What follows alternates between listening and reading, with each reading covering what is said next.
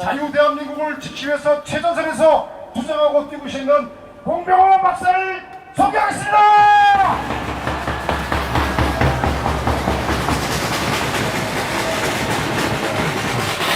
여러분 반갑습니다.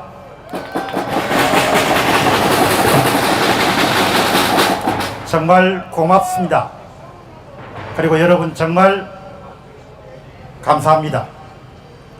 오늘 저는 여러분들에게 말씀드리고 싶은 것은 참 많지만 허락된 시간이 그렇게 많지 않기 때문에 제가 여러분들에게 전달하고 싶은 메시지를 짧고 굵게 그리고 단호하게 말씀을 드리도록 그렇게 하겠습니다. 나라가 정말 어렵습니다.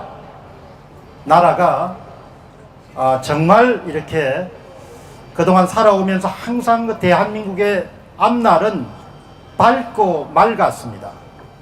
그러나 지난 한 3, 4년 전부터 정말 경제 전문가 입장에서 보더라도 나라의 앞이 보이지 않습니다. 그러니까 우리가 지난 70년 정도 한숨과 눈물과 피와 땀을 이용해 가지고 만든 것은 경제가 전체적으로 잘 이렇게 잘 짜여진 일종의 생태계를 만들어냈습니다마는 그 생태계가 원전 산업으로 중심으로 시작해 가지고 제조업 분야는 거의 와해되거나 붕괴돼가는 그런 것을 직접 목격하기도 하고 현장에서 활동하시는 그런 사업가들을 만나면서 정말 그런 부분을 많이 이렇게 체감하고 있습니다.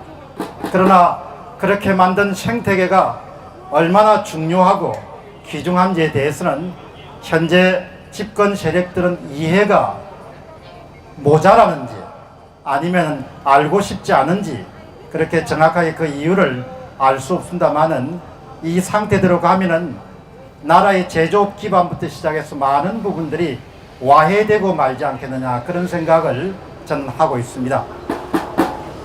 그리고 그 첫 번째 시범 케이스가 원자력 산업의 생태계라고 봅니다.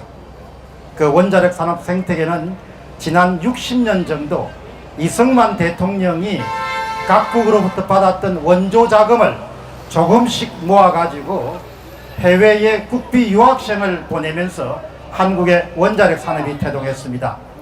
그러나 그 귀한 원자력 산업 그리고 중국과 러시아를 완전히 제칠 수 있으면은 전 세계를 압도할 수 있는 그런 산업 기반이 아주 빠른 속도로 이렇게 무너져 내리고 있습니다.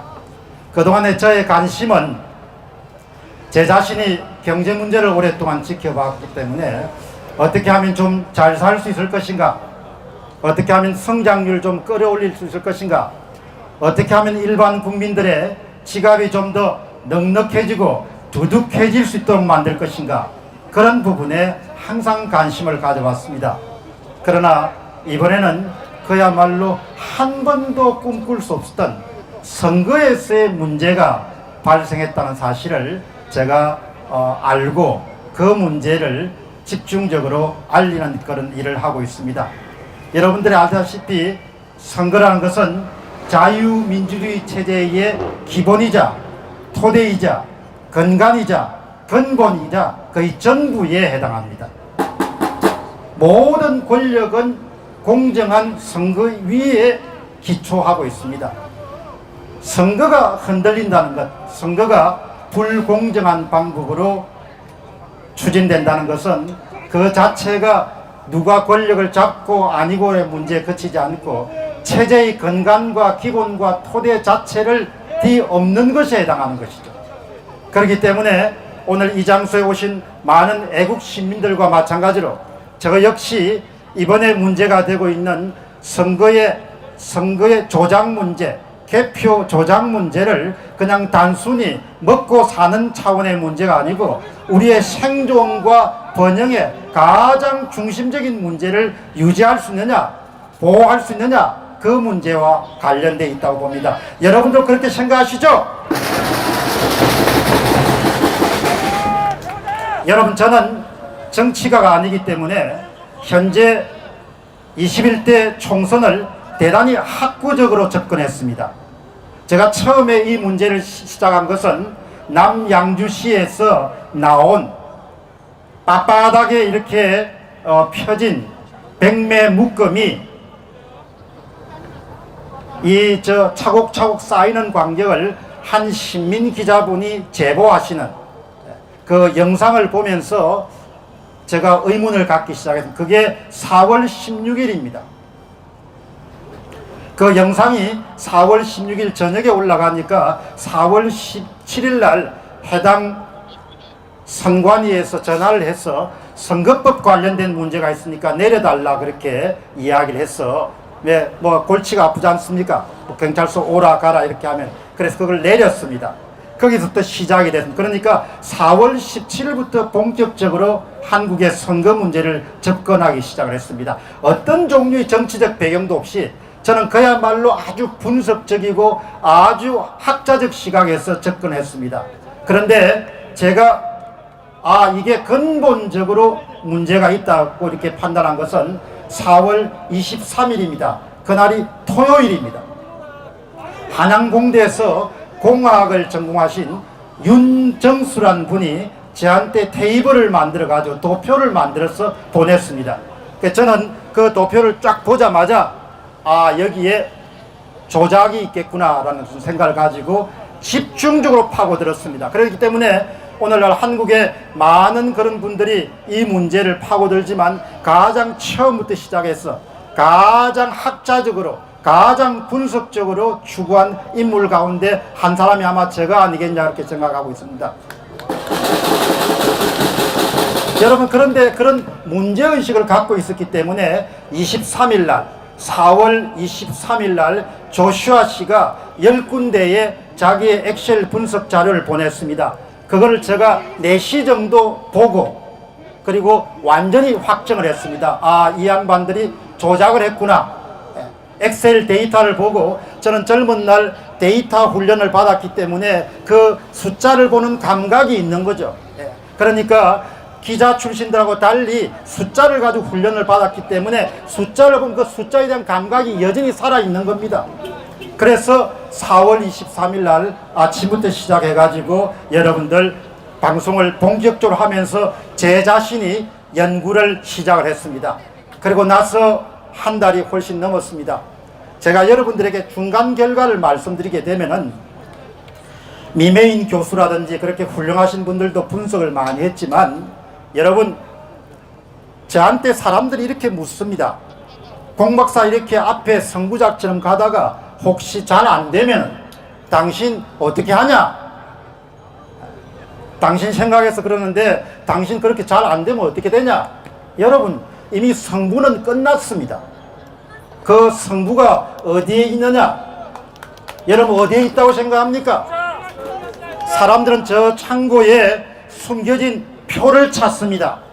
여러분, 그 증거는 21대 총선 통계 데이터가 중앙선거관리위원회가 발표했습니다. 그 자료 안에 모든 증거가 다 들어있습니다. 여러분, 통계나 데이터나 숫자는 무지막지합니다. 안면을 봐주지 않습니다. 며칠 전에 제가 만난 숀 박사란 분이 젊은 날에 미국의 어바나 샴페인이라는 대학에서 숫자 이론을 가지고 박사학위를 받았습니다. 그분 말씀이 이렇더구먼요. 숫자를 이길 수 있는 세력은 세상에 아무도 없다는 겁니다. 여러분, 그 21대 총선에 중앙선거관리위원회가 발표한 데이터 안에는 범죄자가 남긴 지문과 범죄자의 행적과 범죄 수법이 고스란히 다 담겨 있습니다. 그러니까 지금 오늘 이 장소에 오신 우리 애국 시민들이 분명히 아셔야 될 것은, 저는 어떤 종류의 정치적 야심이나 정치적 배경이나 정치적 정파에 속하지 않는 사람이기 때문에 여러분들에게 가장 중립적이고 객관적이고 가장 냉철하게 말씀을 드릴 수 있다. 모든 증거는 중앙선거관리위원회가 선거가 끝난 이후에 발표한 그 소위 데이터에 다 담겨 있다는 것. 잠시 동안 검찰을 손을 보고 언론의 재갈을 물리고 또 이 사람을 뭐하고 저 사람을 뭐하고 이렇게 잠시 숨길 수 있을 겁니다. 아마도 21대 총선은 아마 내년부터 전 세계의 통계학 교과서와 정치학 교과서와 그 다음에 정치학과 통계학의 연구자들의 가장 핫 토픽, 가장 뜨거운 연구 주제가 될 겁니다. 이렇게 소위 하게서 데이터 조작을 한 경우는 콩고라든지 리비아 사례가 있지만 그 사람들은 가장 내가 볼 때는 그렇게 그냥 부분적으로 적은 수준에 머물렀습니다. 그러나 이렇게 전체 투표수의 몇십 % 정도를 이렇게 만진 경우에는 아마 인류 역사상 거의 처음이지 않겠냐 그런 생각이 듭니다. 그래서 제가 여러분들에게 단언하고 싶은 것은 사실 증거가 어디 있느냐 이렇게 말씀드리는 분들도 많지만 기본적으로 21대 총선 결과 자료를 조금 더 겸허한 마음으로 객관적이고 중립적인 마음으로 이렇게 접견하는 분들은 그 자료 안에 4월 15일 날 특히 사전투표에서 무슨 일이 일어났는가가 낱낱이 기록으로 남겨져 있기 때문에 그것은 덮을 수도 없고 은폐할 수도 없고 지울 수도 없고 제거할 수도 없습니다. 그렇기 때문에 이제 남은 것은 제가 이제 오늘 여기 대법원이고 하니까 제가 남은 것은 이제 우리가 누가 했는지 어떻게 했는지 왜 했는지를 아주 법리적으로 분석적으로 체계적으로 저는 파악을 해서 다시는 그런 일이 이 땅에서 일어나지 않도록 해야 될 것이고 그리고 이 일을 주도하신 분이 계실 테니까 세상 일이란 게 여러분 그렇지 않습니까? 결과가 있으면 반드시 원인이 있지 않습니까? 그 원인을 찾아가지고 그분들에게 책임도 묻고 그런 일들이 저는 우리가 해야 될 일이지 않겠느냐 그렇게 생각합니다. 그러나 여러분 지금 가장 중요한 것은 이번은 기본적으로 투표함에다가 투표 용지를 집어넣는다든지 그런 전통적인 방법 외에 온라인 조작이 많이 이루어졌기 때문에 지금 분류기라든지 계수기라든지 제어용 컴퓨터라든지 메인 서버라든지 백업 서버라든지 이런 부분들을 변호사들이나 그 다음에 이런 사람들이 요구하는 모든 정도의 증거 보존에 대해서 법원의 판사님들이 다 받아들여 주셔야 됩니다. 그러니까 그거를 가지고 해주니 안 해주니 그렇게 하면은 그 자체가 이미 의심과 의혹의 대상이 될 수밖에 없는 겁니다. 가장 첫째 필요한 것은 어떤 사람은 조작 증거가 어딨냐 이렇게 했지만 그거는 이미 다 정리가 됐습니다. 정리가 됐기 때문에 지금 필요한 것은 특히 의정부 지원이라 이런데 이번에 구리관리 선관위에 관련된 분류기를 그렇게 감추고 싶어 하지 않습니까? 그러니까 그런 것을 그냥 감출 수가 없으니까 법원 판사님들이 당연히 증거로 채택해가지고 객관적인 그런 조사 과정을 거쳐서 그 안에 어떤 장비가 장착이 됐느냐 부분들을 파악할 수 있도록 그렇게 해야 되고 그 다음에 이제 오늘 여기가 또 대법원이고 저기가 또 검찰이니까 윤석열 총장이 조국 사태를 잘 파헤치지 않았습니까?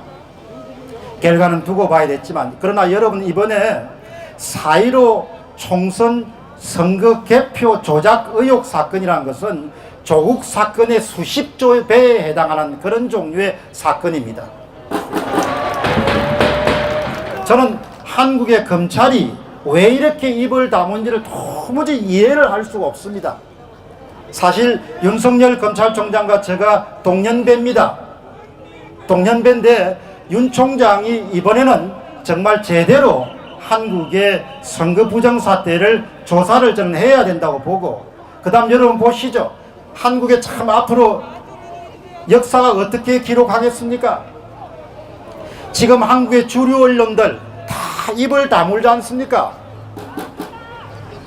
어떻게 언론이 이렇게 침묵할 수 있냐 이야기죠. 부담이 되면 찬반이라도 소개를 해줘야 되지 않냐, 소개를. 그래서 지금은 이제 말로 해가지고는 안 되니까 오늘 이 자리에 오신 우리 외국 시민들이 매주 토요일 날 이렇게 모이셔서 요구를 하고 또 이렇게 압박을 하고 그렇게 해야 저는 움직일 수 있지 않겠냐 생각이 들고요. 그 다음 여러분 한번 생각해 보시기 바랍니다. 선거를 만일 조작할 수 있으면 그 다음에 뭘 못하겠습니까? 제가 이번에 이 문제를 파고들기 시작한 것은 선거를 조작할 수 있는 종류의 정치 세력 같으면 모든 것을 자신들이 원하는 대로 다 할 수 있다는 것이죠. 그래서 여러분, 지금 우리는 선거 부정 문제를 가지고 정부의 또 집권 세력에 강하게 요구하고 있지만 현재 이 한국의 4.15 부정선거 의혹 사건은 기본적으로 선과 악의 싸움입니다. 4.15 부정선거의 의혹 사건은 거짓과 참의 싸움입니다. 4.15 총선의 개표 의혹 사건은 진실과 거짓의 대결입니다. 4.15 총선 의혹 사건은 삶과 죽음의 대결 구도입니다. 4.15 총선의 의혹 사건은 생존과 번영을 가느냐 아니면 노예의 길로 가느냐의 대결 구도입니다. 그래서 정말 많은 국민들이 눈앞의 이익뿐만 아니고 이 문제를 자기 문제처럼 받아들이셔야 되고, 아이들 세대가 노예의 길로 살아가지 않기 위해서는 우리 세대가 더 많이 노력을 해야 되고, 더 많이 알려야 되고, 더 많이 헌신해야 되고, 더 많이 저는 노력해야 된다고 생각합니다. 여러분 그렇게 생각하시죠? 그래서 여러분 좀 고단하시더라도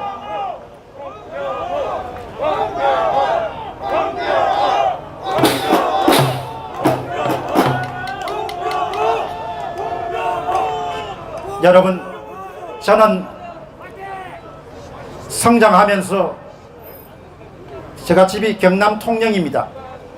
저는 성장하면서 항상 부모와 함께 들었던 것이 삶은 정직해야 되고, 삶은 반듯해야 되고, 삶은 성실해야 되고, 삶은 치열해야 된다고 그렇게 생각을 하고 항상 배움을 갖고 살았습니다. 아마 오늘 이 장소에 오신 분들이 공병호 TV를 보신 분들은 야, 이 한 사람이 이렇게 집요하게 많은 콘텐츠를 쏟아낼 수 있겠느냐, 그렇게 아마 생각하신 분들이 많으시죠? 여러분, 앞으로도 4.15 총선 의혹이 완전히 제거되는 날까지 저는 제 신명을 바쳐가지고 진실을 파헤치고 진실을 알리는데 최선의 노력을 다하겠습니다. 여러분,